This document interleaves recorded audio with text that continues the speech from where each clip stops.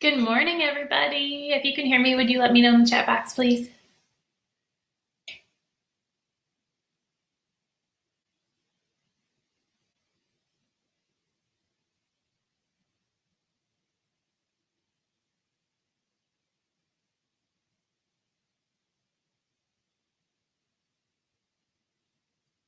Yay. Okay, it looks like you can hear me. So I'm going to actually upload the workbook while we're waiting. Teresa said she can't download the workbook, so I'm going to upload it here. You should see a file pop up on your end, but if you don't know what I'm talking about, hello, welcome to Launching Literacy Centers.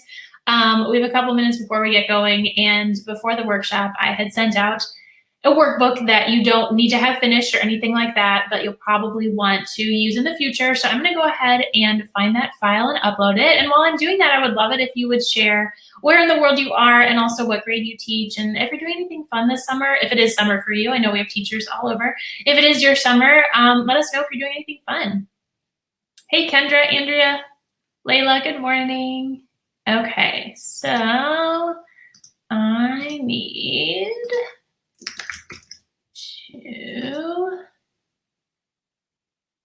is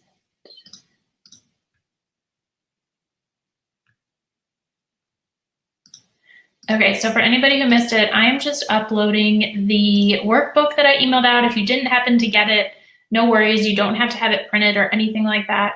I just want to make sure that you have it available to you so that you can download it and use it after the presentation also. Okay, so that I think should pop up. If you're using the software on like your phone or a tablet, I don't know how well that'll work. Usually it's easiest to do it on a laptop, but I will email out the workbook afterward too, so no worries if you can't get it. Good morning, Cheryl, Rachel, Nancy, Naomi, Lori, Denise, Terry, welcome. Lorna, also a Tennessee teacher. Carolyn is going ziplining. That is exciting. Amy is searching for a job. Good luck, Amy. Nicole, it does look like you're on. Good morning. Rhonda.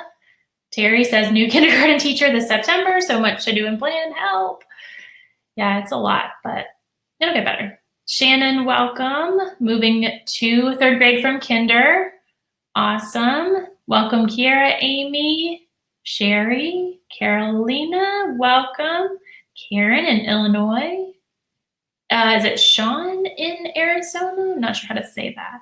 Kathy, welcome. Angie, welcome. Dina, first grade bilingual teacher, welcome.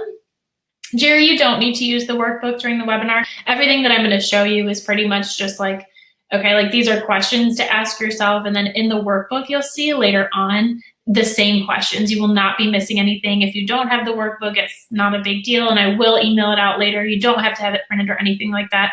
It's just more of like, I'm going to talk you through stuff, and then when you go and do the workbook later on, it'll probably make more sense to you. Jenna, welcome. Jillian, welcome. Moving from moving to second grade from preschool. That is exciting. I was laughing because Laura, my fan club president, hope you had an awesome vacation in the treehouse, Laura. That looks so awesome. Dion, welcome. Taria, welcome. Audrey, Elizabeth, welcome. Moving to K from fourth. That is so exciting. Kinder is my absolute favorite. Sarah, welcome. Gwenique, good morning. April says, good morning. Best Monday ever. All right. Chell, hey, how are ya? Jamie, welcome. Christine, Patty, Aaron. Okay, so I do want to mention, I'm noticing that more and more people are getting on, which is awesome. We have almost 1,000 people in here, which is so exciting. I will warn you, the chat box does fill up at about 1,000 people. So if you're not able to chat, just keep trying. I've emailed the people and said, hey, you know, why can't everybody chat? And it's just, there's a chat limit for whatever reason. Maybe they'll change it in the future, but I'm so sorry if you're not able to chat. I do want to hear what you have to say, or read what you have to say rather, but if you can't get into the chat, just keep trying because I'm sure it'll open up later. Good morning, Jessica. Good morning, Brittany. Marilyn. Looking for a job. Good luck, Marilyn. Okay. Well, it is that time, so I want to respect your time and go ahead and get started. Thank you so much for being here. I'm excited to chat with you about literacy centers. Also excited to share that workbook with you. I already shared the file. It should pop up somewhere on your end. I don't exactly know what it looks like from a viewing perspective, but there should be a file that says workbook. You don't necessarily need to have it for the presentation, but I think that you will want it afterward at least. I'm going to talk you through everything, and then once you go and look at the actual workbook, it'll probably make more sense having already gone through this. So the workbook is really just designed to give you a place to write down your notes and make your concrete plan. And during the presentation, I'll just share some ideas and also just give some information about how I make my own plan for launching literacy centers. Your plan may be different, so this is more of a how you might plan your own literacy centers launch presentation, and then we have the workbook to follow up. So I'm going to go ahead and switch over to my slides. Okay, so you should be able to see the first slide of my presentation. Again, thank you so much for coming. A couple of housekeeping items. Google Chrome is supposed to be the best browser for this. If whatever you're using isn't working, just try something else. You can always go back to those reminder emails or the welcome emails and rejoin again should something happen. If we do get disconnected on my end for whatever reason, just hang in there. I will be back. Once in a while the internet goes down, but hopefully it'll be smooth sailing. There's also probably a reconnect button on your end. Should something happen, you can try that to see if it gets you back on. Another thing to know, there is a little delay. So whatever you're hearing me say right now, I actually said about 20 seconds ago, just something to keep in mind for the chat box. And speaking of the chat box, I so appreciate all of you using it to introduce yourselves, and please feel free to use it throughout the presentation. You know, add on to what I'm saying, ask questions, answer each other's questions. The awesome thing about having over 1,000 teachers in our little virtual room today is that we can all learn from each other. So please do feel free to use that chat box. And I said this before, but sometimes it does fill up. So just wait a little bit and then try again. It does fill up when there's about 1,000 people in here. So just a little heads up. You may want to grab paper and pencil to take notes, but honestly, a lot of it really is written out in your workbook for you today. I already shared that file, and then I will be emailing you a freebie that has a link to that same workbook later on. So if you're not able to download now, it is absolutely not a big deal. We'll definitely get it to you either way. And I think that's about it. So I know a lot of you, and if you've been on a workshop with me before, welcome back. I'm excited that you are here. If you are new and we're not acquainted yet, my name is Allison. I am a literacy specialist. I actually work now in a small private school that is more or less set up for kids that have special learning needs. So I work with kids who have dyslexia or just maybe below grade level for whatever reason, doing reading intervention. I live in a suburb of Nashville with my husband, Jonathan. We have 2 little fur babies. And let's see, well, before I was a literacy specialist, I've been working in schools in different capacities for about 12 years now. And before I was a literacy specialist, I taught pre-K in the public schools, taught kindergarten for several years, taught first and second, and then I became a literacy specialist. So that's kind of my history. All right, so here's what's on our agenda for today. I do want to mention, first of all, that this workshop is not, here's how to run literacy centers or here are ideas for literacy centers. That's not this workshop, right? I actually have a whole other workshop, which I will link you to in the freebie that you can sign up. That's all about that, okay? But today is really about you setting up a process for rolling out literacy centers or Daily 5 or whatever you do in your own classroom, right? So even if you don't do things the way I do them, it's not a problem. This is really just about getting organized and setting up your process. So I know that you may end up having questions like, okay, well, how do you do this or how do you do that? And I'm absolutely happy to answer those too. But again, do look for that separate Literacy Centers workshop link that you can view. That'll be in your freebie. And let's see. So first we're going to start by just talking about some advanced planning that you might do for your centers, things to think about before the school year starts or before you launch literacy centers or Daily 5.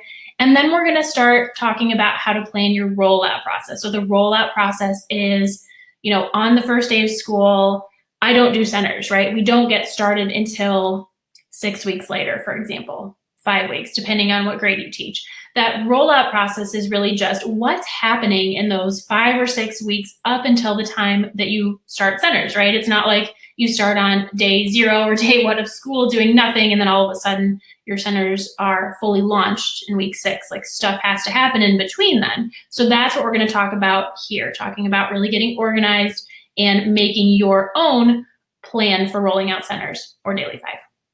I'm going to talk briefly also just about some tips for making the rollout process fun for kids, because it can be a ton of fun at the beginning of the year. It's a lot for us as teachers to think about, getting organized and planning everything. So I always try to make sure that there are a lot of fun elements for the kids so it doesn't become, just drudgery. And then at the very end, I will be doing a giveaway of my Big Literacy Centers bundles. I'll share with you what's included in that. And that's also when I will be sharing the freebie with you. So that is what our plan is for this morning or this evening, depending on where you are in the world. Okay, so in order to come up with a plan for launching your centers or Daily 5 or your literacy independent work, and this is true for math centers or whatever kind of procedures you are going to do in your classroom this year. Whatever you're planning, we have to get clear on what we want centers to look like once they're fully up and running. So if you're in a new grade level or you're a first-year teacher, you might not know 100% what you want this to look like, right? But you have to make some educated guesses, because if you don't start with some type of vision, then you won't be able to work backwards and do all the things that you need to do at the beginning of the year to get your kids to the point where they can work independently. And even if your vision changes as time goes on, which mine always does, even though I've been teaching for a while, that's okay. It just helps to start with your vision and then work backwards from there, and then just make changes as necessary. Okay, so this first part of the workshop is stuff that you should ideally do before school starts or before you start launching your centers, whenever that is. All right, so if you're following along in the workbook, what we're going to talk about now is section A, developing your vision and goals. So what we're going to do now is go through a bunch of common questions and answers. And these are things that you will want to decide for yourself before you launch centers or Daily 5 in your classroom. So what I did is on each slide, there's a question, okay? And then I've also included how I would answer the question, even though your answer for yourself may be different. So when you look at the workbook, whether you're looking at it now or later on, these questions, as well as some more details, are included there for you. So you don't need to write this down. I'm just kind of walking you through, hey, these are the things that you're going to want to think about. And then in the workbook, there's space to type, or if you want to print it out and write it out, there's space to write down your own answers. If we were actually doing this like you were physically here with me, what I would do is I would talk about the question and my answer, and then I would have you write your own plan as we went along. However, I want to make sure to respect your time, so we're not going to, really have wait time in between. I'll just talk you through this stuff, and then afterward, you should be more or less ready to go and write your own answers in the workbook. So that's kind of how this is structured. All right, so first question to ask yourself, when will your centers, Daily 5, or independent work time be? Like, when is that block of time going to happen? And my answer is that in my various teaching positions, the actual time is varied. I usually block off a total of 45 minutes, but I start out with about 30 for kindergarten. Okay, next question you're going to want to consider is, where will students do the activities? Are you going to have fixed centers where the writing center is always in, this corner of your room? Or will your kids bring materials to their seats, where maybe you have the writing center stuff in one area, but they get what they need and then they go to either their seat or the rug, or they choose somewhere to work? So my answer to that question is, I've tried both physical centers, like where they're in one place, and I've done flexible locations. And if I had to pick, I would probably stick with a fixed physical location for each center. And that's just my personal preference because of clarity, right? Like, I can see who's in the writing center working on writing. It's easier for me, especially because a lot of my classroom years were in kindergarten. Next question you're going to want to think about, and again, these questions are all in your workbook for you. How are you going to set up groups? Are your students going to work in partners? Are they going to work in small groups? Or are they going to work by themselves? Now, my answer to this is that I prefer to have students work with a partner. The reason why I like partners is just because it allows them some interaction, right? They can talk, which is important for developing language. But if they work with a partner, then you don't have a whole small group of kids that can become a little bit noisy sometimes, depending on your students. There can be more opportunities for arguing. However, if I have, say, 20 kids in my class and they're each working with a partner, or 20 kids that aren't with me for guided reading, that would mean that I would need 10 centers, and I don't have 10 centers. I don't have that many. So what I do is I will say, okay, 2 partnerships are going to work in the writing center or whatever. So there's actually 4 kids in the writing center, but they know who their partner is and they're working with that child, collaborating with that child, and they're not really physically that close to the other pair. So it still feels like a smaller group size or whatever, even though there may be more than one pair of kids in a center, if that makes sense. I've really struggled with over the years, like how do I group kids or whatever, but I finally came up with something that works pretty well for me. So in your freebie, there's going to be a link to a video, and that's going to show you how I set up groups or partnerships for centers. Okay, another thing you want to think about is, are your kiddos going to work in similar ability or mixed ability groups, right? There's pros and cons of both. What about coordinating your guided reading groups? Are your guided reading groups going to be the same groups that rotate through centers, or are they going to be different?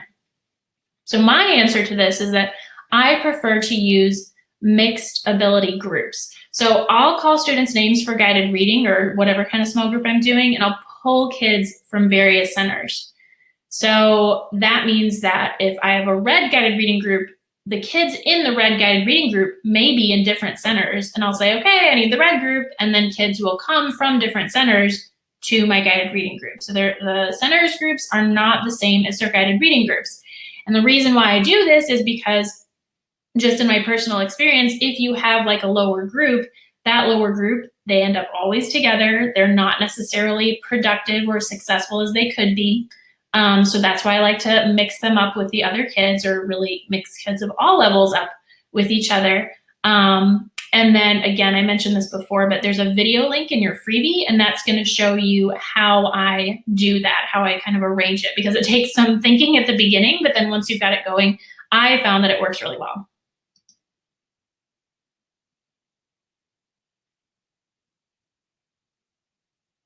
Another question to think about, and again, these are all in your workbook for you. How will your students know what center to visit? Will they get to choose their centers? How will you make sure they do all the activities that you want them to do? Lots of different ways to do this. I use a display on the interactive whiteboard to show my kids where they should be. It looks like this.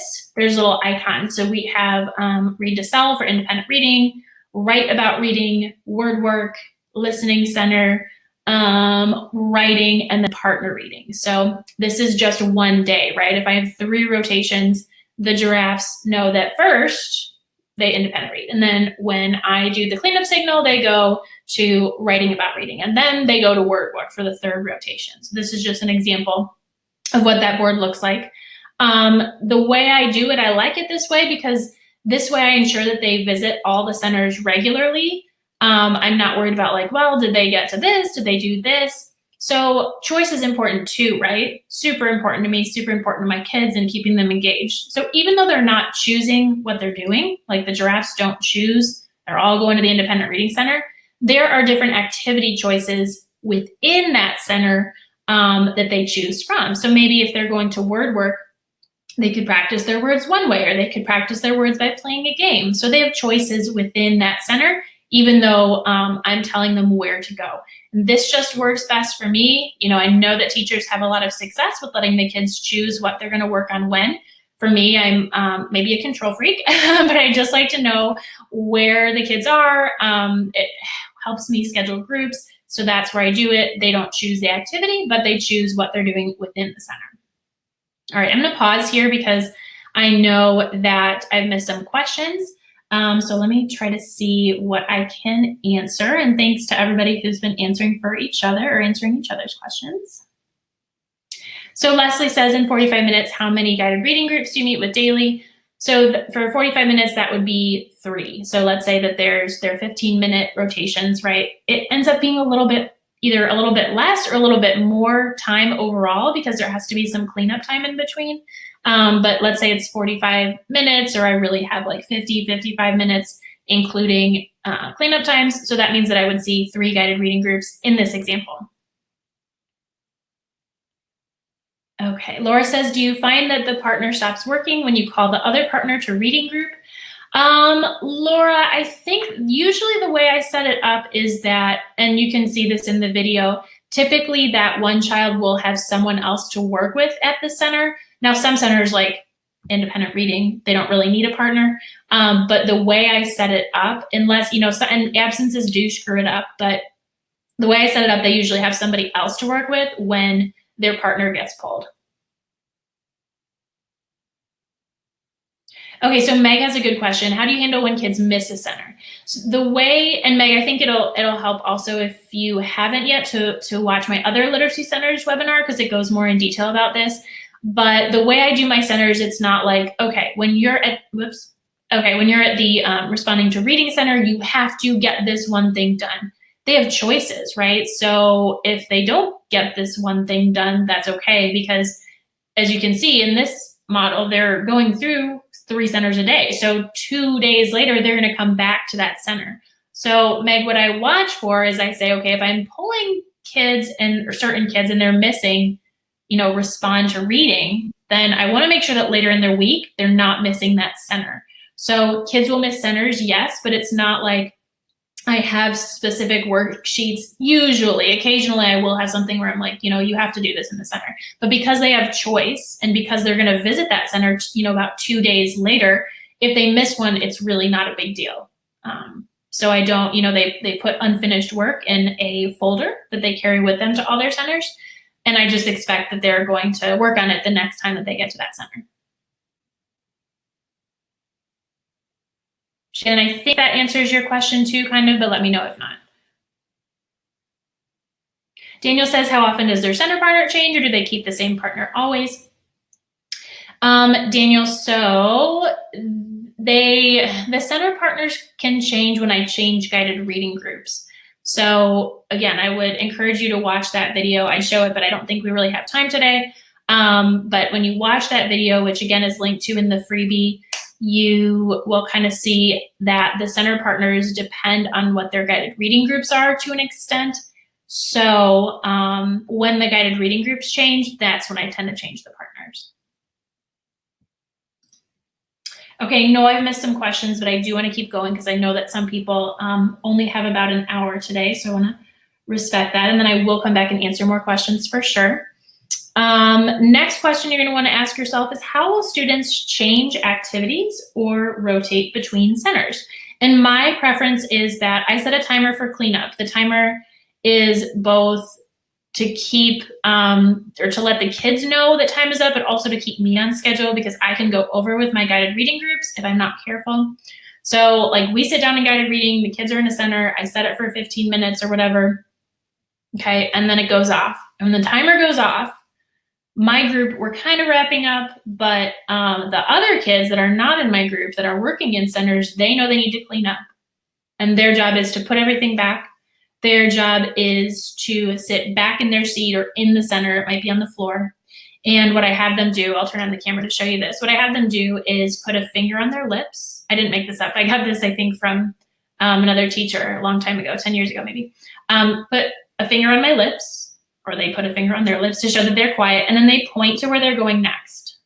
I'll show you this with my finger, right? So then I see, okay, like they're cleaned up, they're quiet, and they're ready to rotate. And when I see that everybody is ready to rotate and they're pointing like that, that's when I tell them, okay, you can switch. So the timer is on its own telling them to clean up, but then I visually see and wait until they're cleaned up, and then I tell them to switch. I'm also changing guided reading or small groups when they rotate. It's on the same time schedule. Oops. Okay, next question you want to ask yourself is, what will students generally be doing in each center or for each activity?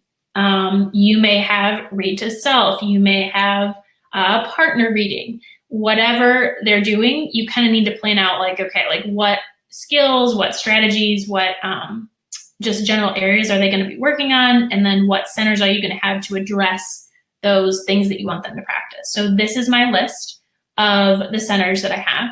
I usually have an independent reading center, a reading response center. I separate those out because I found that when my kids were in one center having to read and then write about something, they ended up spending more time writing about it or drawing about it, depending on their age. And so they weren't reading as much. So I separate out. They may write quickly on sticky notes or little things during independent reading, but when they're responding to their reading, that's a different center. And I have them go to it after they go to the independent reading center. I also have a partner reading center, a writing center, a word work center, and a listening center. When I'm teaching kindergarten, I also sometimes have a dramatic play literacy center. Sometimes though, as long as I have time later at the end of the day, that's kind of a noisier center. So sometimes I will have that dramatic play literacy center just during like free choice activities too. It doesn't necessarily have to take place the same time as all of this if it gets noisy for you.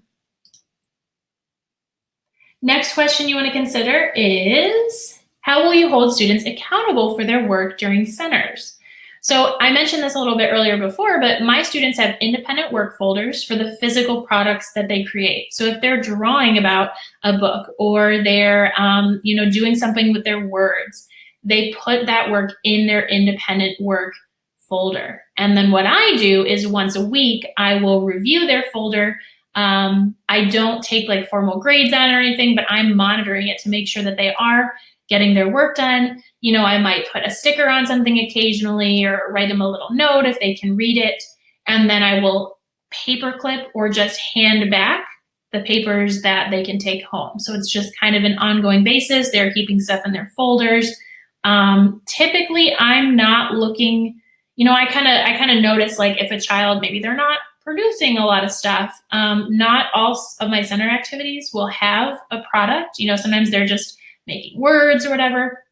So they're not all going to have a physical product. But the Seesaw app, if you're familiar with that, you can use that app to have them take photos or videos for other documentation. So let's say they make sight words in using like magnetic letters. You can have them take a photo of that and upload it to Seesaw.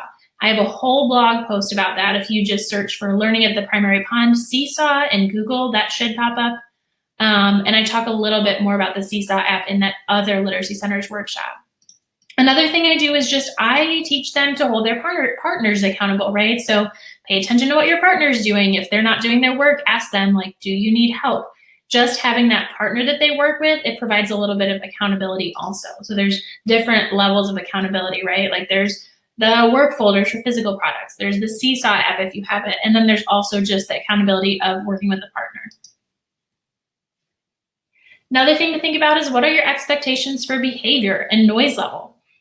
My expectations are basically just that I expect my students to work together in partner-related centers or partner activities, use a quiet voice.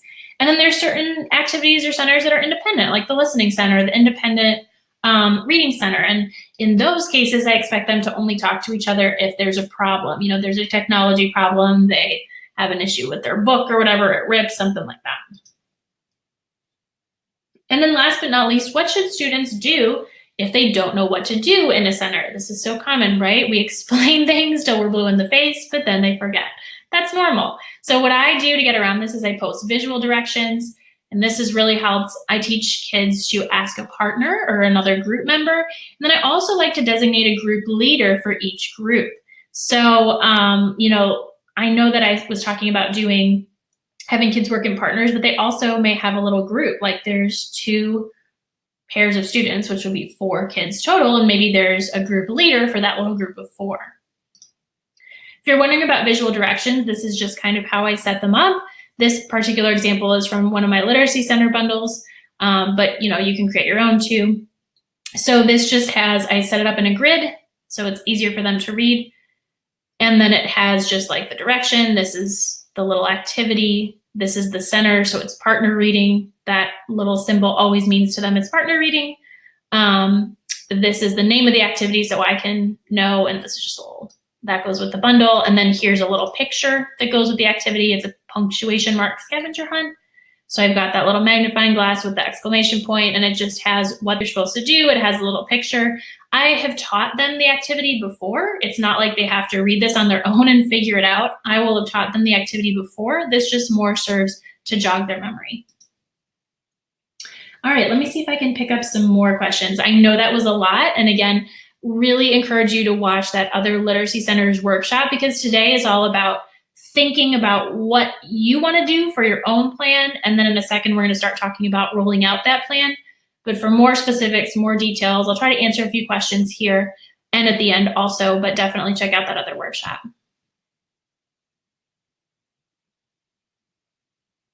Okay, so Nicole says, what procedures do you have for students that need something else during the center, such as bathroom, first aid, etc.? Yeah, good question, Nicole. And that question is in your workbook. So look for that one. I think it's toward the end of the section A. But so bathroom, I've done it differently because I've taught in different schools. So like in my kindergarten classroom, or at least in one of them, we had the bathroom and it was in the classroom. So obviously there's a water fountain too, which was super nice. That obviously they could just kind of go when they wanted to. They just needed to look and see if the door was open. They weren't supposed to be waiting over there. They were supposed to stay. And then when they saw the door open, that's, somebody was finished or whatever, then they could go in there. Now, if it's outside of the classroom, again, it kind of depends like how far the bathroom is. I am not a control freak about the bathroom. Like I don't necessarily do bathroom breaks unless the bathroom is like so far away that it's really a safety issue and I need to be with them when they're going to the restroom. So beyond that, like usually if the bathroom is reasonably close, I just have them go and put like a little bathroom pass or whatever on their seat or in their center so that I know that they're gone in the restroom and then they just go. So I try to give them as much responsibility as is appropriate for their age group, but also just to avoid having them interrupt me. Having them bring water bottles helps a little bit with not having to go get drinks, although then it can create potty issues too. But first aid, then I have not made Band-Aids available. Well, I did with my second graders one year. I haven't made Band-Aids available in the past just because, kids love Band-Aids. But typically I'll say like, if you're bleeding or whatever, then you do need to come to me. I obviously don't mind interruptions when there's a serious problem with that. So that's kind of how I handle it. And Susan's sharing that she uses signals with her fingers. Deb also uses a quiet signal. Awesome. All right. Cindy says you've mentioned your other centers video. So in the freebie, Cindy, which I'll be sharing at the end, and I'll also be emailing it to you, the freebie today is basically just a bunch of different links that are basically to the things that I've talked about today that you might want to check out for more information. All right, I will loop back for more questions later, but again, I want to try to keep us on schedule as much as possible, so we've got to move on for now. If you're using the workbook, we are on section B, which now is mapping out your essential activities. So all the stuff we talked about before is stuff that you'd want to think about and developing your vision for what centers or Daily 5 would look like, and now we're moving on to some more like pre-planning things to think about. All right, so at this point, we have to ask ourselves, when we are ready for our kids to begin working in centers, which again is going to be like 4 to 6 weeks down the road, not the first day of school. If you can do it the first day of school, you're a super teacher. But my preference is to gradually, work up to it and practice all those routines and procedures so that a little bit of time up front saves time down the road. But when we're ready for our kids to begin working in centers, 4 to 6 weeks down the road, what are they actually going to be doing, right? Like all that stuff we just talked about is really like logistics. They also have to have center work activities, right? Like reading and, working on words. That's a whole other piece of the puzzle. And we have to teach them at least some of those activities ahead of time so that by the time we're ready to launch centers, they actually have something to do. So activities that you might want to teach include making words with magnetic letters or other materials. That's something that you have to sit down and show them how to do, right? Reading independently for a sustained amount of time. That's building stamina. I don't just say, okay, here are the rules for independent reading and then we're good. Before we start centers, I have multiple lessons. They have lots of opportunities to practice reading independently. Another thing you might want to teach them before you really roll out centers is how to respond to a book by just writing a little bit about it or drawing a little bit about it. Maybe you want them to partner read, so you teach them how to echo read, where one person reads one page and then the next person echoes that same page, and then they go to the next page and first reader reads and then the second person echoes. Again, something you'd want to teach. Or maybe you want them to know how to choral read, where they read the words together. For the writing center, or really any activity where they're writing words, how are they going to be able to spell words independently, right? We know that our kids don't come to us knowing how to spell all the words in the dictionary. So are you going to have an alphabet chart for them? How are they going to use those tools? How are they going to figure out how to spell words on their own? Maybe you do word sorts. Maybe you do words their way, and during independent time, they sort words or pictures. That's something else that you'll want to teach them. Or if there's a certain game, maybe you have like a Top It or War, a certain board game that you're going to want them to be playing throughout the year. That's something else they have to learn. These are just examples, right? There's a number of things that you might be doing in your centers. This is just kind of to get you thinking. You're going to want to list all those out. There's going to be space in your workbook for you to do that. Now, this doesn't have to be everything that the kids are going to do for all of time, right? This is just more like when they're in centers, you've got to have like at least a week or two of activities that they already know how to do. So just think about for that first couple of weeks, what do you want them to be doing once centers are up? If you have my bundle, this is super important. If you happen to have my Literacy Centers bundles, when you're planning how to teach them these different activities, my recommendation is to go to the Start Here file for each center. So there's a little folder for partner reading, and there's a folder for word work and independent reading. There's a Start Here file for each one of those centers. And like this is the partner reading one. This has the schedule and it shows you what lessons to teach each week. So my recommendation is just to print out these schedules for all the centers that you intend to use from my bundle, spread them out, and then say, okay, during week 2, and this is partner reading, I'm going to teach my kids this lesson, which is in there, how to look at a book with a partner. And then in the Word Work Center, I'm going to teach them how to make words with WikiSticks or whatever. So again, I recommend if you have my bundle, go into the folders for each center that you intend to use. In the Start Here files, print out the schedules, and then find the lessons or the activities which are included, and then that'll really be your guide in what to teach during each week. Week 1 is basically the first full week of school, or the second full week, depending on how soon you want to start it. So just a little tip if you have my bundles. Okay, so section B was kind of short. It was just, what am I going to have my kids do once they're in centers for the first couple of weeks? And then now we're moving on to section C.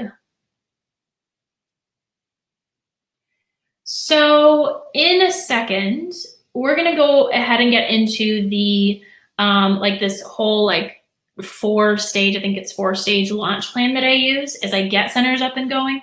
And in one of the stages, right before we launch centers, we're doing something called mock centers. In mock centers, the kids are practicing the routines and they're switching groups and, they're learning how to do centers, the logistics stuff. But when they first do this, I don't want them doing super hard literacy activities, right? Their focus is on learning centers expectations. So when we do mock centers, which again, this will make a lot more sense in a second. When we do mock centers, they're doing things like playing with pattern blocks, working on puzzles, stringing beads, doing simple handwriting worksheets. They can color or cut stuff that you might need for an upcoming activity. Look at books or magazines. I guess I didn't say it's for make words with Play-Doh, which is very simple stuff. These are mock centers. They're basically just filler activities. You're not going to do them for very long. You use them, as you'll see in a second, when kids are learning the procedures of moving through centers or Daily 5. All right, questions about any of that? April, thank you for linking the bundles. I will link them at the end. I'm not, Terry, I definitely will put the bundle up at the end for sure. I'm not gonna link it now just because I don't want your video to crash or anything. But I for sure will link it at the end. Thank you, Brianna. Thank you, Missy. Brittany, we're gonna get into your question in just a second.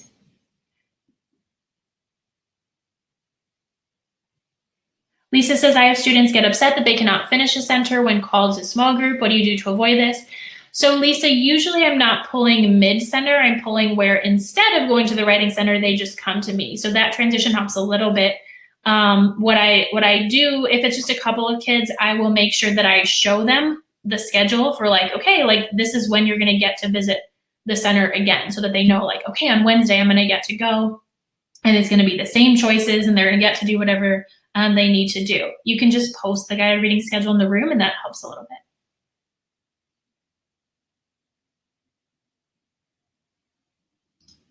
Okay, so now let's talk about the rollout plan.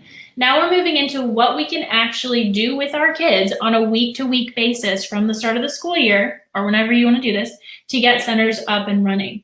And as you're gonna see, I take things pretty slowly, and I wanna make sure that my kids really understand what they're supposed to do before we move on to the next stage. You can certainly speed up my process somewhat, but especially if you teach kindergarten, I would not be in a hurry to get things going. You're gonna save yourself time later if your kids really understand what to do in their centers or Daily 5 or whatever system you use.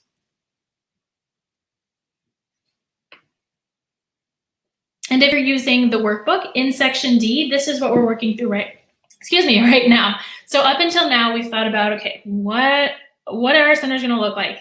And what literacy activities are they gonna do? And when we're practicing, what activities, the mock centers, what are they gonna do? So now we're gonna take all of this and put it into that actual plan. Okay, so stage 1, and this is in your workbook too. The first stage is devoted to getting your kids to learn the activities that they will do in centers. And these are the things that you listed out in planning step B when we were talking about, sorry, not trying to make you dizzy. These are these things that they're gonna eventually do, like sorting words, reading independently. It takes some time for them to learn all these things that they're eventually gonna be doing in centers. So stage 1 is learning these activities, right? Oops. So this is gonna last for about 3 or 4 weeks. With my kids, I know that for them to build their independent reading stamina, it takes multiple lessons, many practice sessions. So that's why it's 3 or 4 weeks, because we're also learning, well, here's how to do picture sorts. And here's how to learn, use certain writing center tools. So these are the literacy activities that they're eventually gonna be doing in centers. And we take about 3 or 4 weeks to practice them, not in centers, before we start. So here's what I do to make time for that. When I start school at the beginning of the year, I know, let's just say, this was my centers block one year. It was 9:45 to 10:30. So at the beginning of the school year, I said to myself, okay, I'm leaving that 9:45 to 10:30 window open, right? And that time is going to be when I'm teaching activities like picture sorting, reading independently. So it's eventually going to become centers. And until it becomes centers, this is the time that I spend teaching my kids the activities that they will use in centers. I take that daily time, so 9:45 to 10:30 or whatever, and I break it up into 2 practice blocks like this. So again, using that 9:45 to 10:30 example, when we're launching centers, obviously the centers aren't going on as they normally will. So I break it down into 2 about equal practice blocks. So 9:45 to 10:10, and then 10:10 to 10:30. And here's what we do in the practice block. During one practice block, I teach a mini lesson to show students a literacy center activity, and then all of the kids practice. So for example, we're a whole group, everybody comes and sits on the rug, okay? I want to teach them how to make words with magnetic letters. So maybe I have like special cards with the words. I show them, here are the magnetic letters, here's how they're organized, here's how you find what you need, and then here's how you make words. Okay, that's a whole group mini lesson. And then all the kids are going to go and practice it afterward, everybody in the class. During that mini lesson, when I'm showing them, things like, oh, here are how they're organized, I model the right way to make words, right? So if it's a sight word, the, I show them how to take out the T, the H, the E, and make it, right? But then I also involve the kids. So I'll have a couple of kids come up. Maybe I'll model, maybe I'll have them model like, how do you not do it? Or how do you not put the letters away? So I'll have them like, show them like just throwing the letters in, or, making words, like making not the right words, making whatever words they want. So they're making the words the wrong way. But then we end the mini lesson by having those kids or different kids model how to do it the right way again.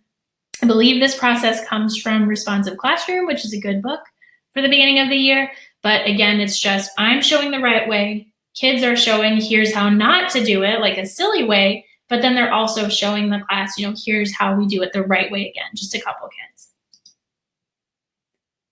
Okay, so let's look at a concrete example, right? Let's say it's Monday, right? It is Monday, and we're starting the school year. It's a weekend or so, right? I have my 9:45 to 10:30 or whatever it is blocked off for centers, but we're not doing centers yet. I've broken it up into those 2 practice blocks. So during that practice block 1, my goal is to teach them to choral read with a partner, okay? So for the 20-25 minutes, I model how to do it. The kids come up and show how not to do it, and then they show how to do it again. And then once we've had that little mini lesson, I pair all the kids in the class up, and I have them practice what I just taught them. So everybody is practicing choral reading. And then we come back. And now we're switching gears, right? It's 45 minutes, so I can teach them more than one thing. So now I want to show them how to complete a picture sort. This is something they'll eventually be doing in the Word Study Center. So I show them how to do it. We talk about how not to do it. And then I have a very simple picture sort, and all the kids in the class complete that same picture sort independently. We're practicing expectations. While they're doing that, I'm walking around giving lots of positive feedback like, oh, I see that Jenny, is keeping her paper scraps in a neat pile, or I see that Bobby is cutting all the way around the pictures first. So I'm like reinforcing verbally what I just told them to do and giving them praise.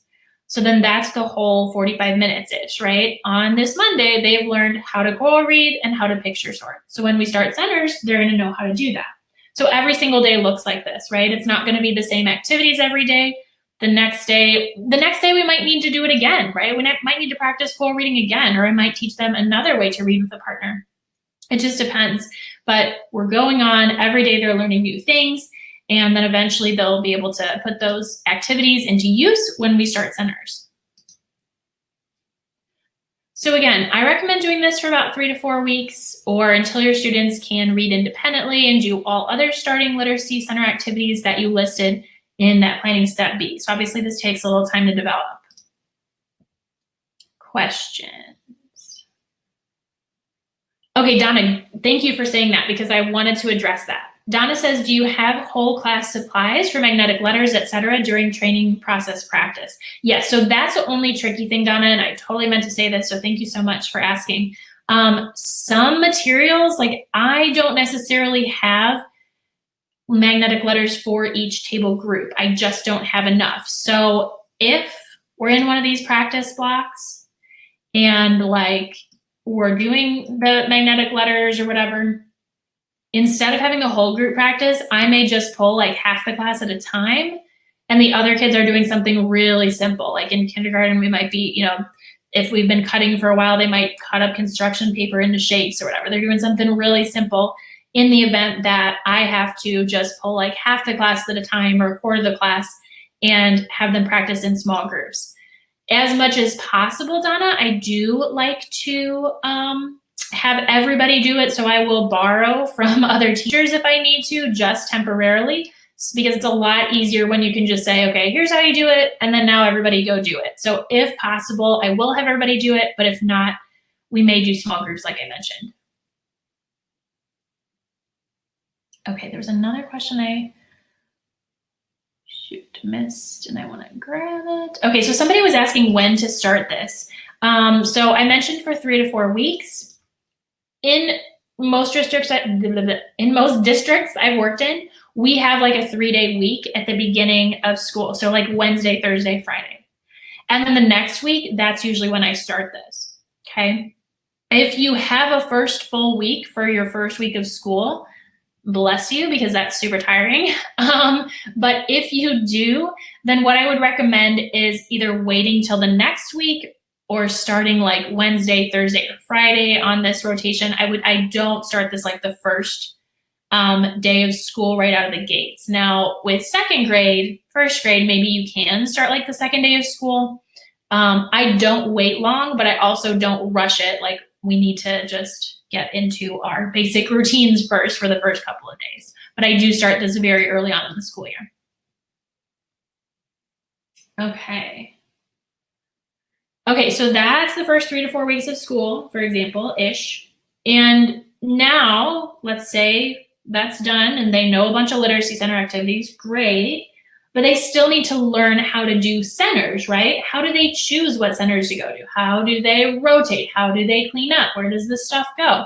So you've thought through all that, right? Because that was what you were doing in workbook section A.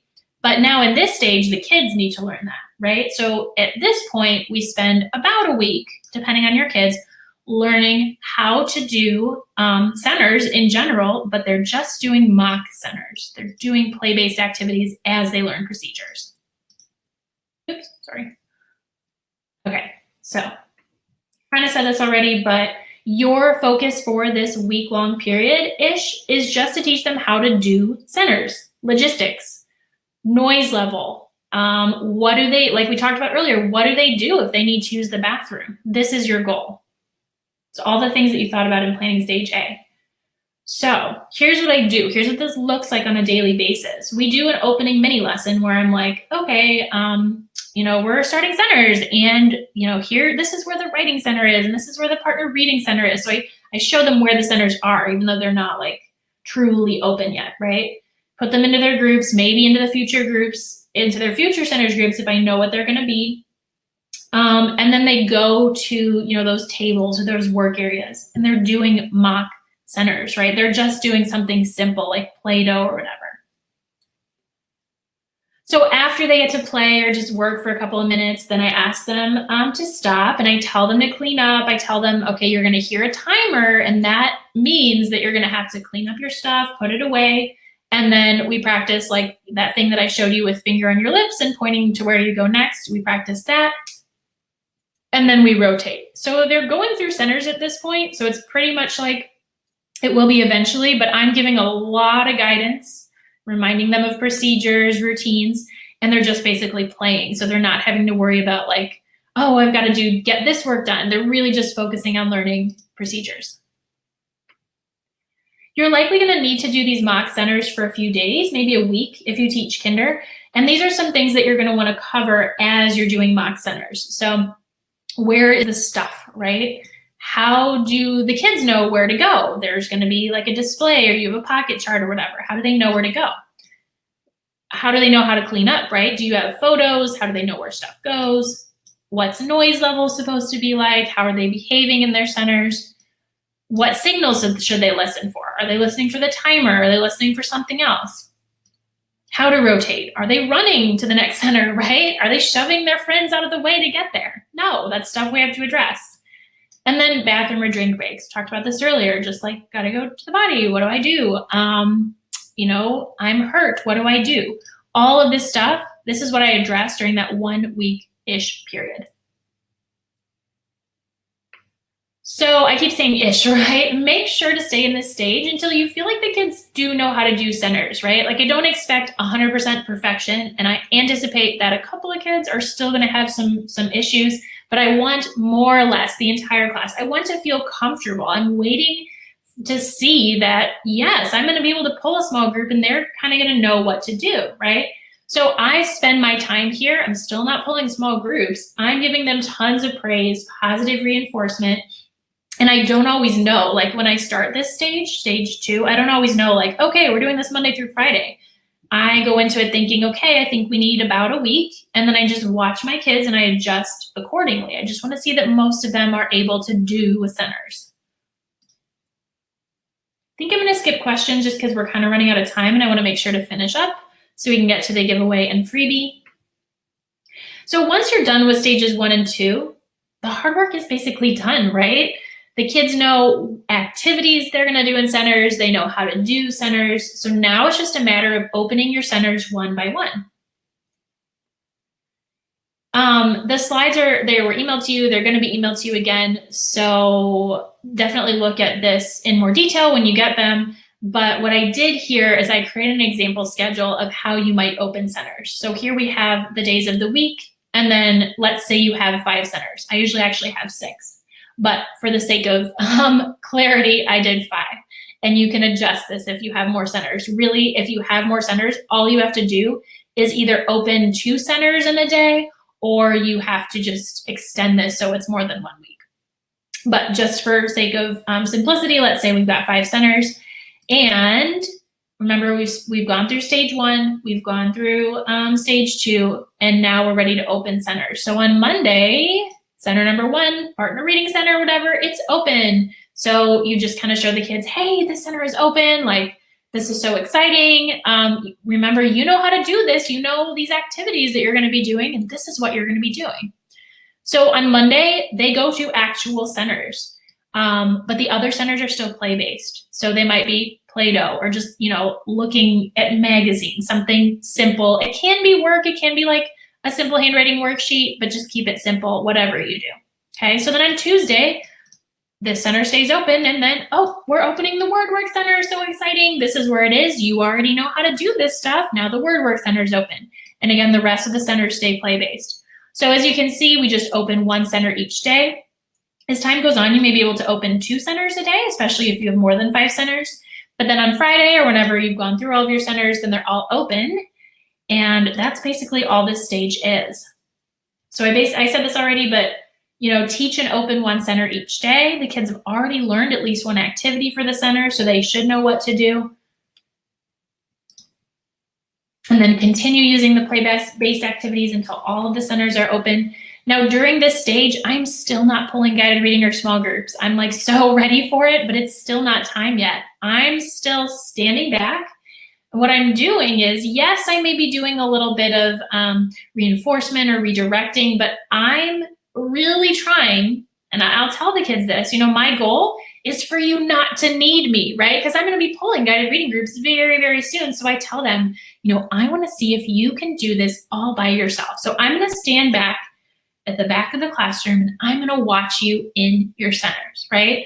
Obviously, there's some interaction that goes on as I have to redirect or give reminders, but my goal is just to be able to watch them work so that then I feel comfortable knowing that I can start pulling guided reading groups the very next week.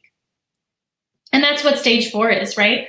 All of your centers are up and running. You've watched them. You've seen that they can work independently for the most part. And now, finally, you can pull your small groups, guided reading, what have you. Oops. Okay, so I put this in, it's in the slides. Yeah, it's in the slides that you're going to have, but I just basically mapped out these stages. Oh, I think I put this in the workbook too. This little just like summary sheet that shows you stage 1, how long does it take, and then what's the goal. That's just everything that we talked about in a nutshell. And of course, last but not least, we want to make this fun, right? Like, I shared a process with you that sounds kind of dry, and it's dry for my own sanity, right? Like, before school starts, will just have all of these thoughts swimming around in my head, have sleeping issues. I'm like, okay, I gotta teach this, I gotta do this. Like, this whole process, the purpose of this is for my sanity. It's also for my kids' success, right? Like, when I know what I want them to be doing, then they can learn what they're supposed to be doing. So this process, this organizational process, is a little bit of a pain at first when you write it all out. then you can use it year after year after year. And you're creating a safe environment for your kids, right? You know what you're going to expect. The kids know what to expect. That's what this first 4 to 6 weeks is for. But we can also make it fun too, right? We can do things like we can graph their progress over time. This is great for developing reading or writing stamina. Hey, you guys read quietly for 5 minutes today. We're gonna, make this big chart on chart paper and color the bar. The kids can help you color, whatever. And then tomorrow we read for 6 minutes, yay, and just celebrate it and watch their progress. Just being able to visually see it is really fun for them. Another fun thing you can do, I didn't make this up, I don't know where it came from, think about it from another teacher, but you can keep certain materials covered, like take either cloth or the big bulletin board paper and cover up like stuff that's in the writing center, the word work center. You can put like a little stop sign on it, print it out. And then when it's time to use the stuff in that center, unveil it, right? Like today we're learning the word work center and we take off the paper and it's exciting. It's like so simple to do, but it just gets them excited about learning all these different things in the classroom. Also helpful for kinder because I don't know about you kinder teachers, but I've had so many friends on the first day of school, they're just kind of wandering around and they take stuff out, like covering certain materials up also is helpful for the little ones at the beginning of the year so they're not like overstimulated by all the stuff in your room. Another fun thing that I recommend doing, it's fun for the kids, but it's also just practical. When we're working with something new, like alphabet puzzles or Play-Doh or magnetic letters or really anything, even second grade, third grade teachers, like any sort of manipulative that you're working with, let them play with it first. So if we're learning about Play-Doh or whatever, I don't say, okay, this is Play-Doh, this is how you use it, now make letters. No, like this is Play-Doh, this is how you use it, now play with it. Some things lend themselves to this more than others, but I always try to let my kids free explore manipulatives. Same thing goes for math before I ask them to actually work with them to do something productive. And then this is one of my favorites too. So you might have noticed that for a lot of this time, I'm not as involved as I am when I'm pulling guided reading groups for small groups, right? So obviously I'm going around and helping the kids learn centers and learn the new activities, but I'm not off to the side pulling groups, so I'm a little more available. And so because I have this time, what I love to do is just take my iPad and I will take photos or videos of the kids following procedures correctly, right? So if Sandra is putting away materials so nicely, I'll take a picture of that. And then after our little practice block is over, I'll bring the kids back together and I'll show them, look at Sandra, I'll put it up on the screen, look at Sandra, she did this, or look at these guys, they were doing this, and we give them a round of applause. And they just love that. They love that positive recognition. I do make sure that all kids get a chance to have their little photo or video up there throughout the week, but that it reinforces what they're doing correctly, and it makes them feel so good. So that's just another little fun thing that I do. All right, so we covered a lot, right? We talked about advanced planning, things you want to figure out before you start to roll things out. And then we talked about that 4-stage rollout process. The workbook totally takes you through this, right? Like hopefully now that we've talked about it a little bit, and I'll answer some more questions shortly, hopefully it'll help you just make things quicker when you go to fill everything out in the workbook. Talked about a couple of tips for making this rollout process fun. And then now I want to share with you a little information about those Literacy Center bundles that I've been mentioning, because those are what I'm giving away today. Okie dokie. Okay, so the giveaway today is either my kinder, first, or second grade literacy bundle, and you get to choose whatever, if you're a winner, whatever grade level you teach. I developed these because I wanted to take my way of doing centers and really break it down for you, give you all the lessons that you need to introduce centers, plus lots of different super meaningful activities that your kids can do. The key word here is organized, right? I wanted to take this system, the way I do things, and really make it clear for you. So these are the centers, and I kind of mentioned them throughout: independent reading, partner reading, reading response, listening, word work, writing, and then dramatic play for kinder. However, you don't have to have these same centers if you use my materials. A lot of you that use them know, like, You could have a big book center, or you could have a fluency center. That doesn't matter. You pull the stuff that you need, because there's like fluency activities and partner reading. So no problem. You pull those fluency activities out for your fluency center. So these are the centers in the bundles, but you can, if you have one of these, you do your centers and just pull from whatever you need. The main thing that you'll need, some people will ask, like, is everything included? Basically, yes, but your kids need books to read, right? They need books to read in independent reading and partner reading and to respond to. So that's the main thing that you're gonna have to supply with this. And then a few things like magnetic letters or counters. These activities are things that my own kiddos have done. They're designed to be really meaningful. Reading, writing, speaking, and listening are the basis of these centers. They're fun little twists and activities just to keep the kids interested throughout the year. The bundles are designed to last all year long, and you will be able to choose the activities that you like best. There's so many different variations, right? Like this is one activity. This is Word Detective, and I have the activity, but then I have like so many other different variations of how you can change the activity to keep kids interested or just meet the needs of your particular group. One of my favorite things about the word work materials is that you can use your own words. I know that we all have different sight word lists, spelling lists, maybe we use words their way. And a problem that I found with a lot of like prepackaged, like word work materials or centers activities is that they often are using words that are specified by the program or the seller or whatever. And that's great, but what if my words are different, right? Like you might have a spelling program or something else. So especially with the first and second grade, to some kinder, not so much, just because they're doing a lot of like letters work. There is flexibility with the words, but we all know kinder's a little different. But especially with first and second grade, the word work materials are designed to be used with your own words. So that's something that has been really helpful to me, and I know some of the other teachers that have this. And there's also, speaking of the word work stuff, there's seasonal options. So what I like to do is what I don't like to do rather is have my kids learn a zillion different games and then they forget how to play them. I pick like 6 games or whatever, and I just use variations on those games throughout the year. So this is a spell and score, and I teach them how to play spell and score in the fall. We do it in small groups or whatever, but then when it's St. Patrick's Day later on, they have this other game board they can use, and it's the same game. So it really cuts down on the amount of like different things that you're having to teach them because there is that consistency. Another thing is that I know how much time it takes to differentiate centers.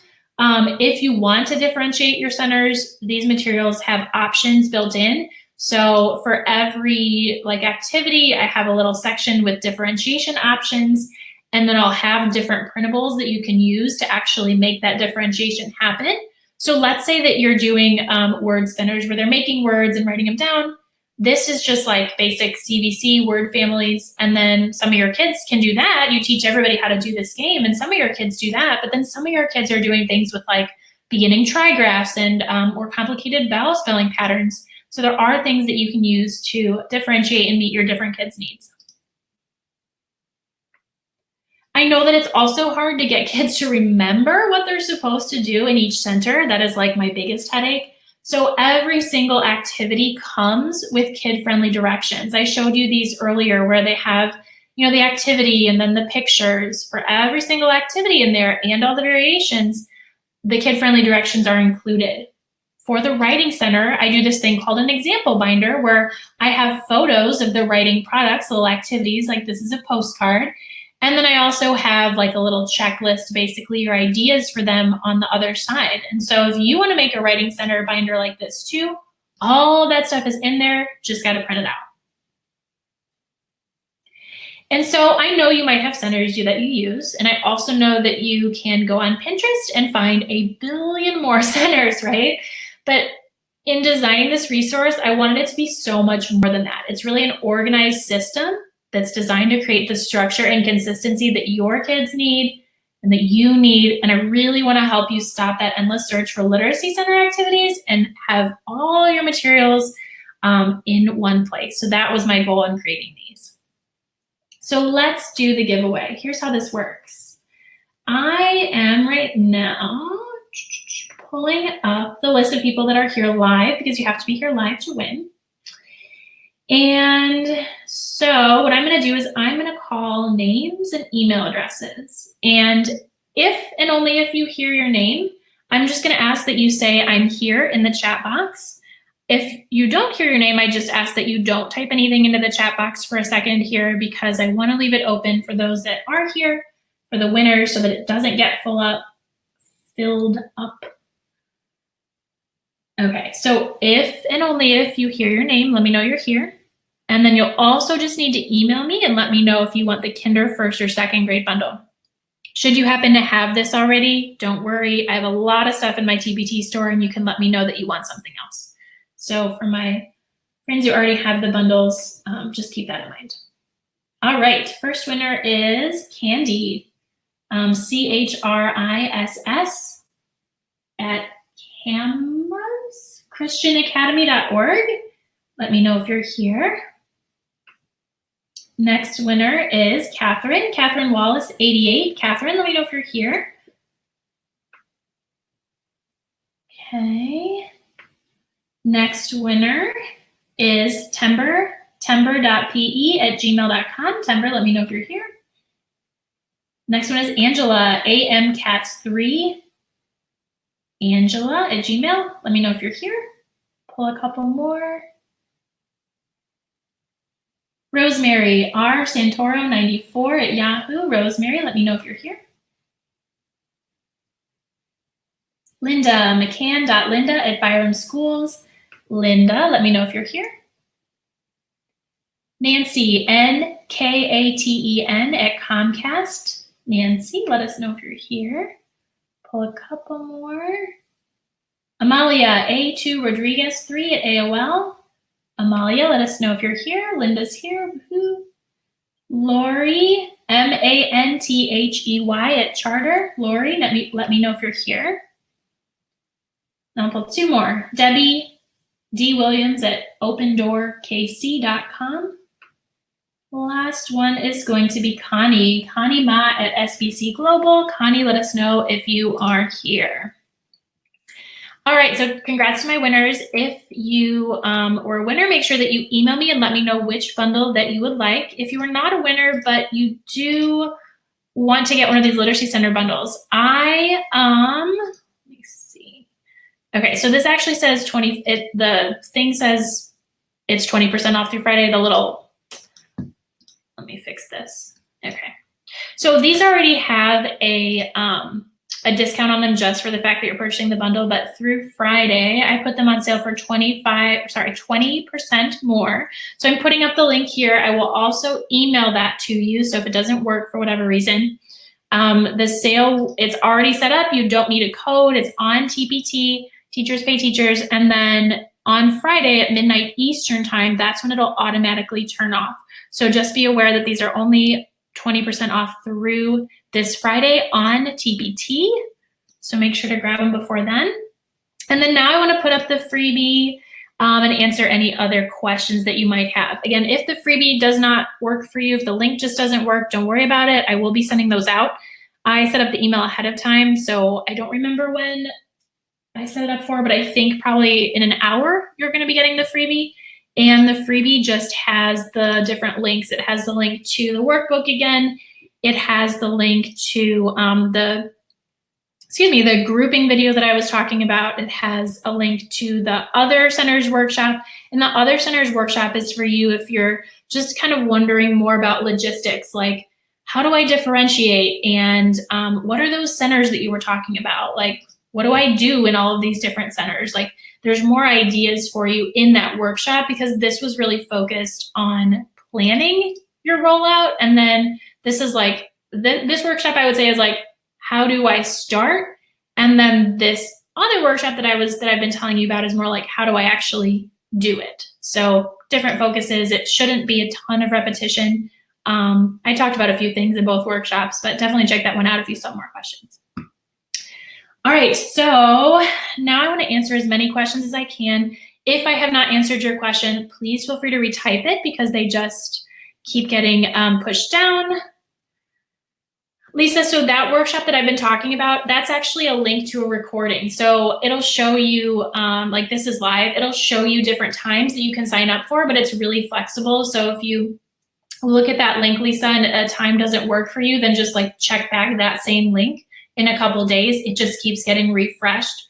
It's just an option so that, like 9 o'clock my time is late for me, but it's good for some people. So it just has different options that will hopefully work for you. Todd, I don't have these particular materials in Spanish. I'm sorry. I do have some materials in Spanish, and in my Teachers Pay Teachers store, which is Learning at the Primary Pond, if you go to the custom category that says bilingual materials, I think is what it's called, everything that I do have is in there. Will the kindergarten bundle contain posters? Yes. So visual directions, it'll have like a poster for each center.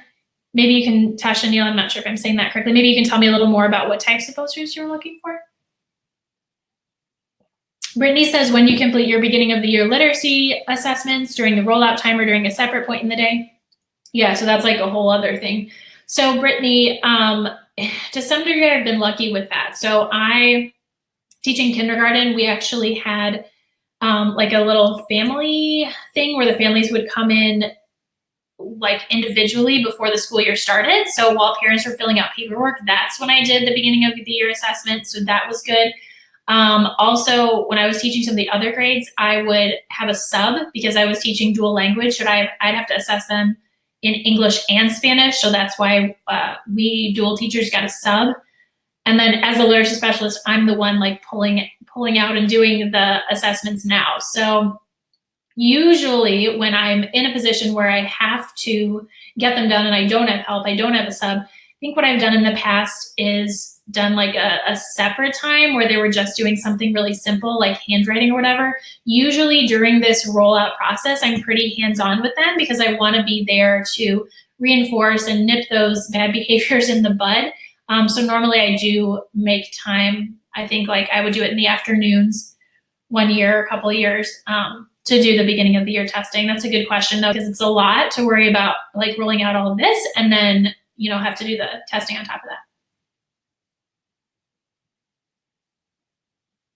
Okay, so Jenny has a good question. How many activities do you recommend to teach for each center at the beginning stages? So it depends on the center. Like with independent reading, we're just trying to build stamina. So it's really just like, here's how you read independently. With partner reading, I want to give them at least 2 or 3 different ways that they can read the partner. So echo reading, make up a story from the pictures. For the kinder bundle, it's honestly a lot of just like making stuff up because they're not actually reading yet. So I would say, the way I do it, because I have a couple of choices for them to do in each center, I would say that you would want at least 3 activities per center that they already know going into that center's rollout. Melissa, the bundles are not editable because of the graphics that I use. There's copyright agreements that I have to follow. However, I do have the lesson plans. When there's lesson plans, I have included those in an editable format.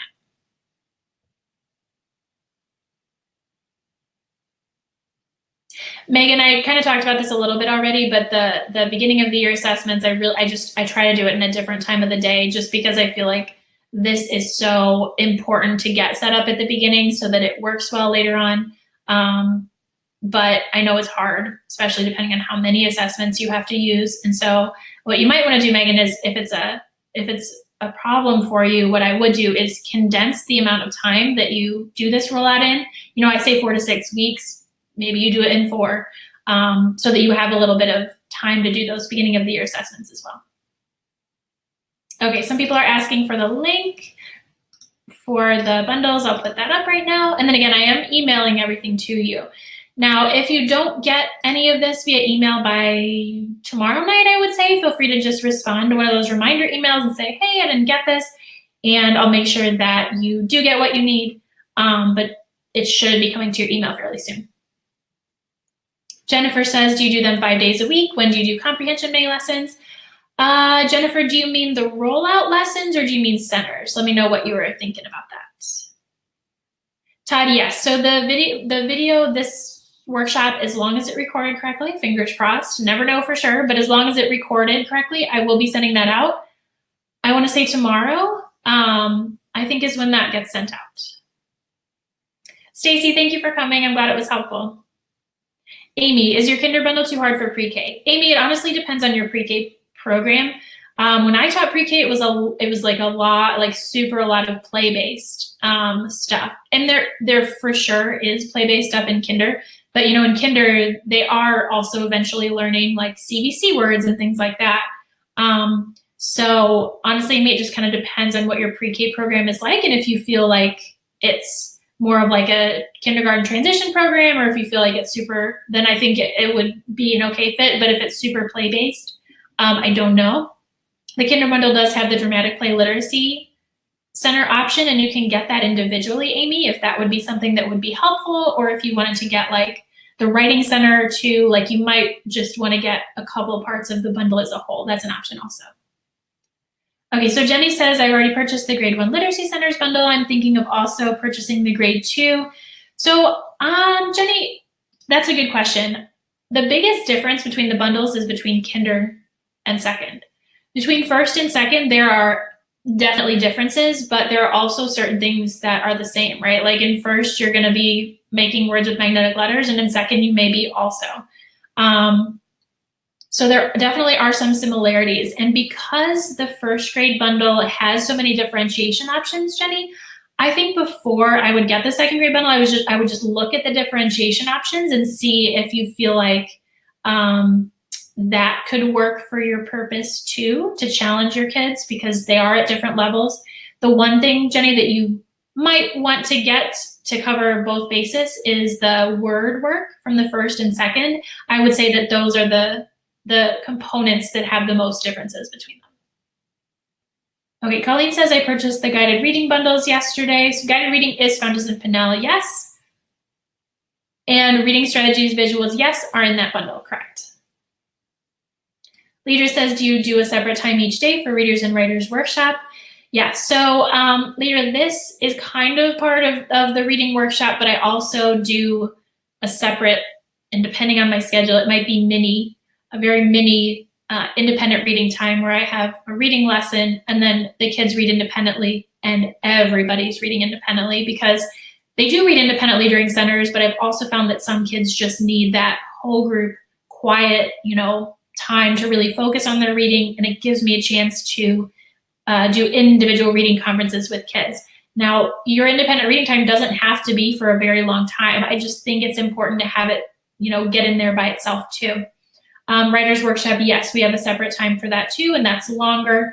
Now, you can use these materials if you do like a daily 5 or kind of rotations thing. So you can do one mini lesson and then kids go and work, and then you teach another mini lesson and the kids go and work. It's not the way I do it, just because I'm not good at I think transitioning fast enough, but I know that a lot of teachers do it successfully. Brandy, yeah, so you are gonna get a certificate, and I know that everybody's district and everybody's state does things differently. Like with mine, I just put them in online. So you can use that certificate and see if your district or whatever will accept it. Ms. Sandra, I don't have any plans to create for third grade at this time. I have been working with third graders, but only as in the capacity of a literacy specialist. So I don't have that. Well, I have experience from 10 years ago, but I don't really have that third grade classroom experience, and I really just create for what I've, my own experience. So right now I don't have anything for third grade. If I ever teach third grade in the classroom, maybe. Otherwise, third grade would only be what I do with my third graders in intervention. Gina, I'm so glad this was helpful. Awesome. Leslie said, my students really struggled with working productively and completing work during centers. We talked about expectations. I had a few who would always do their work or expectations, but a majority of the class wouldn't stay on task or complete work. Any ideas? So Leslie, I actually have this post. Really want to find it. So in this one post that I have, I talk about the questions that I ask myself if my kids are not doing what I want them to do. So there's, I don't know, my site's down right now or what? It seems really slow. But there, so I asked myself, okay, first of all, is the work too hard? Do they know what they're supposed to be doing? It sounds like your kids did because you really worked on getting those expectations down. But I also think about, do I need to change the way I set up centers? So like, do I need to have them do more independent work? Do I need to spread them out in the classroom more? That's something that I think about too. So I think there we go. Okay. There's just this post that I want to share with you, and I'll put it in a little sticky note here. Oh, the site's slow, sorry. That is just a series of questions that I ask myself when my kids just don't seem to be getting it, doing what they're supposed to be doing. Meg, yeah, so the bundle is designed to work with any type of curriculum. In the Start Here file for each bundle, I listed out like, okay, these are the skills that are covered throughout this bundle, and then you can say like, okay, we're working on predicting. So now I look at partner reading or independent reading, and activity 1A is about predicting. So I pull that out because that's what works in my curriculum. It's really designed to be very flexible that way. Monica, the freebie link is going to be emailed to you again for sure if you didn't grab it that time. Jessica, awesome. Jessica says, thank you. Expectations were extremely useful for new teachers. Fingers crossed about the recording. She'll share the video. Awesome. Lori, I do also do a writer's workshop webinar. You can feel free to email me and I will send you the link for that.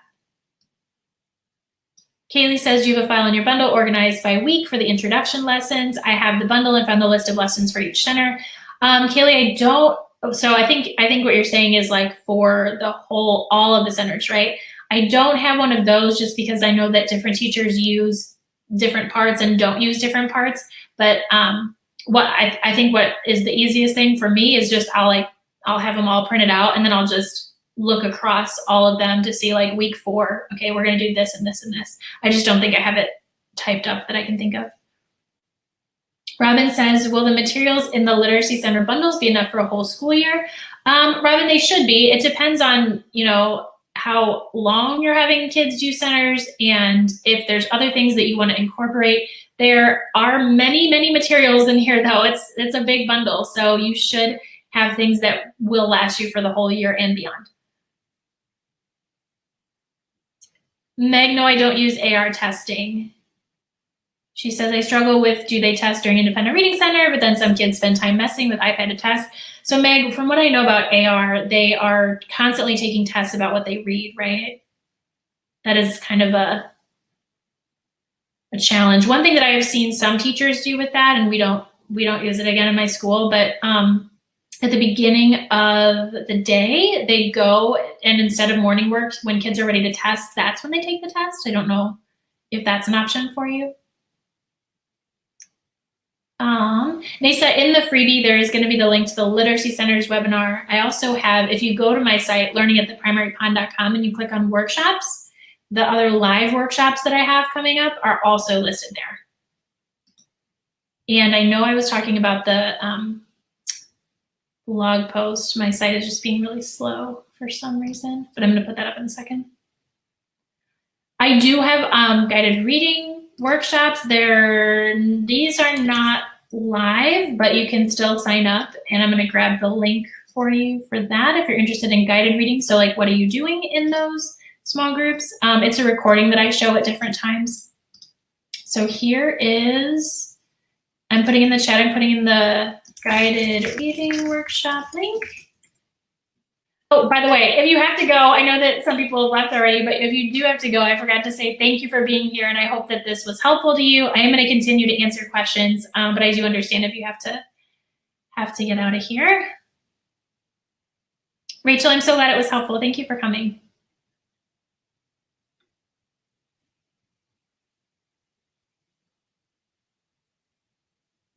Okay. Okay, so Manta says she searched the guided reading bundle in TPT.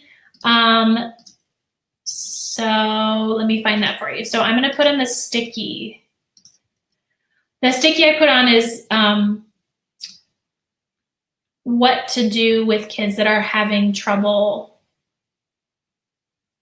working independently. So that's what this blog post is that I'm putting in the sticky. And then on TPT, if you go to, if you're looking for guided reading, if you go to Learning at the Primary Pond, and then I'll just put the link here for my guided reading bundles. Here are guided reading bundles. Okay. Martina, you're welcome. Thank you for being here. Jenny, I don't really have anything for math. I pretty much just focus on literacy. I really enjoy teaching math. It's just more of my thing. And now since I'm just teaching reading and writing, that's what I focus on. Mary Grace, my email is Allison, ALISON, at learningattheprimarypond.com. I'll put it in the chat too. Gina, yes, I am repeating this workshop this week. So we did this one today, and then Wednesday at 7 p.m. Central, Gina, that's when I'm repeating it. And the sign-up link is still, if you go to learningattheprimarypond.com and you click on workshops, the sign-up link is still there. So they can use that link to sign up there. Okay. Maricela, no, I'm not in the works of creating this in Spanish right now, just because of the massive amount of work that it is to do, and like especially with word work, like I would have to like read just Maricela, like syllables, and it's just different. So I may do that in the future, but it's not what I'm working on right now. Lori, good question. How long do you keep an activity in the center? So typically, so the nice thing, if you use choice, where they get to choose from a couple of different activities, and in the other Literacy Centers workshop, I kind of walk you through how I do that, how I set it all up. If you do offer choice in the centers, then you have to rotate them out less frequently, or you can rotate them out less frequently, which is really nice. So in the week by week schedule that I showed you, let me see if I can, sorry if I'm making you dizzy.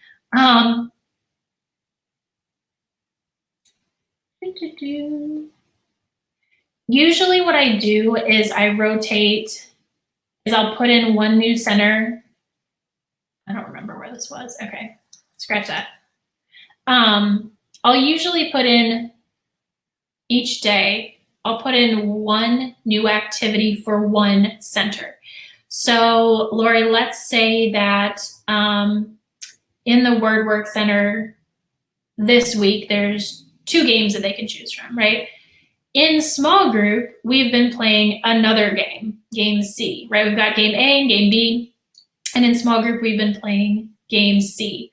So next week, I might take out game A and I'll say, okay, game C that you've already been playing is now in the Word Work Center. So then there's 2 of them. So it's not necessarily like everything's taken out like on Friday. I actually have a video that explains this.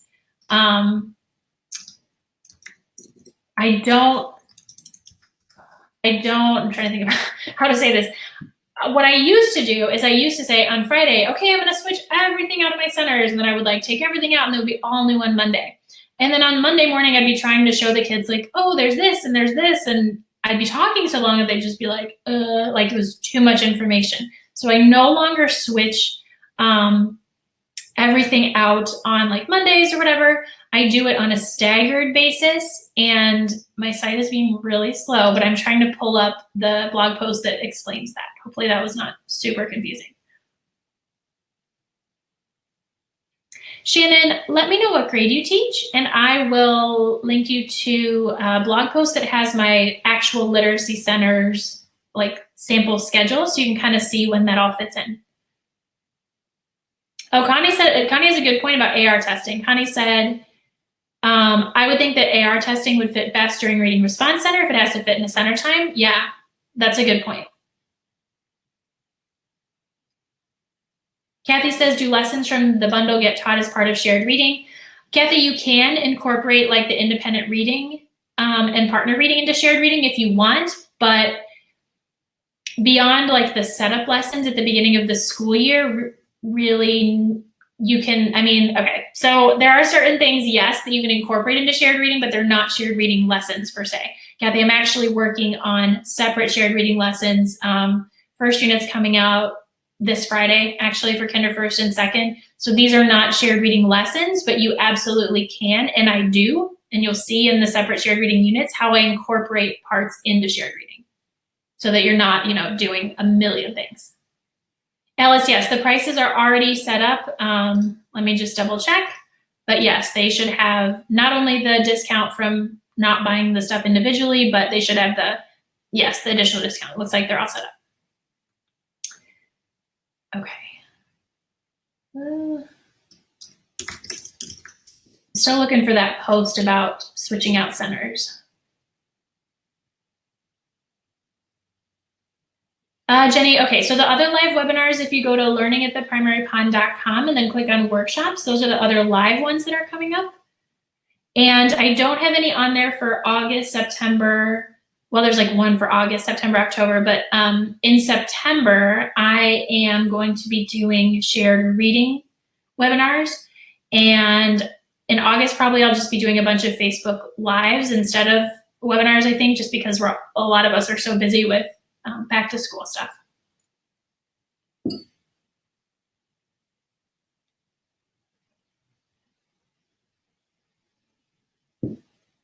Okay, so Becky says, are the links on your website to past webinars and future ones? Yes, so Becky, the future ones are under workshops.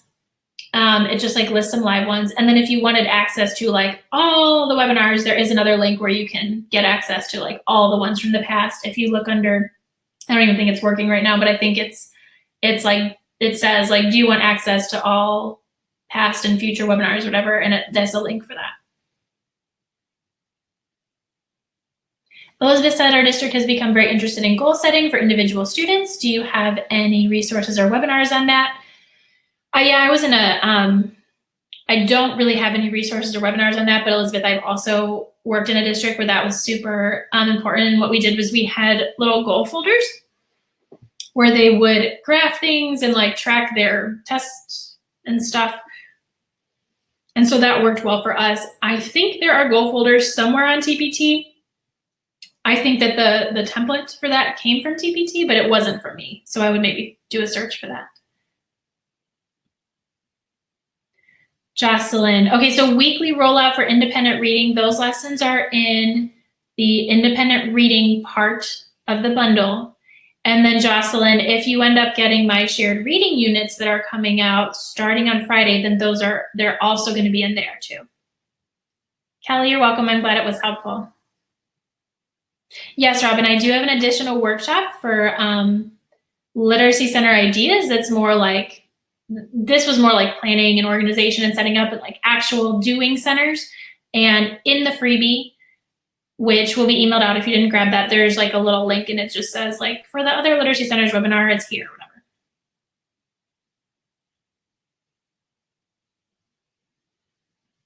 Mary Grace, if there's any links that you missed, just let me know what you needed specifically, and then I will email it to you. Just email me though, so that I have your address. Lori, thank you for coming. I'm glad it was helpful.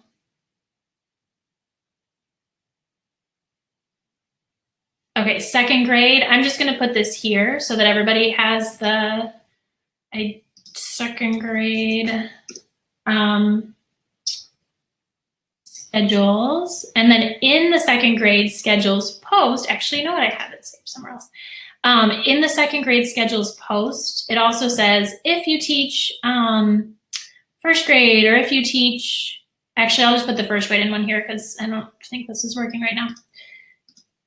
All right, sorry, talking to myself here. I'm going to put up a new sticky, and in this sticky is going to be sample schedules. Now, the one post that I'm sharing is for first grade, but in the post, at the top of the post, it'll say like, if you teach kindergarten or if you teach second grade, click here. So again, I'm putting a little sticky up for sample schedules. This is first grade, but you can also get to the kindergarten and the second grade version from that. So copy that link so that you have it. Hey, Jenny, so TPT, obviously, if you purchase from there, you just go into your My Purchases tab and you grab what you need. If you purchase something from my store, which ignore this if you haven't, but if you purchase something from my store, there will be a download email that you should have received. And if you didn't get it, just email me and I'll like resend it to you. What I like to do with those things is just keep them in Google Drive or Dropbox so that I can get them on any computer. Michelle, yes, I'm going to email the certificate. You don't need to wait if you have to go. Thank you for coming.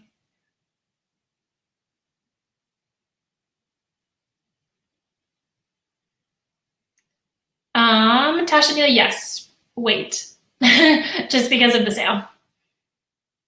Oh, Leader, it's your birthday. Happy birthday. I hope you have a wonderful day. Thank you. You're so motivated, so dedicated for your kiddos, doing a webinar on your birthday. Kim, I'm going to put if you're not seeing the stickies, I'm going to put this in the chat too. You're welcome to email me though if it's not working for whatever reason. All right, well, we've been here for over an hour and a half, so I'm going to let you go. Thank you so much for being here. If I didn't answer your question, it absolutely wasn't intentional, but do feel free to email me. In, I want to say half an hour, if I did what I think I did, you will be getting links to the freebie. You'll be getting the link to the discounted Literacy Center bundles and the video. Wait for that, and if you still don't see what you need, but it's like tomorrow or whatever, feel free to just write back. I'm happy to get back to you. Sometimes it does take me, it'll take me about a day to get through all my email, but I will get back to you. So if I miss something or you think of something later, feel free to email me. Always happy to chat with you. Thank you for being here so much. It's been an hour and a half. So thanks for hanging out, and I hope you have a wonderful rest of your day.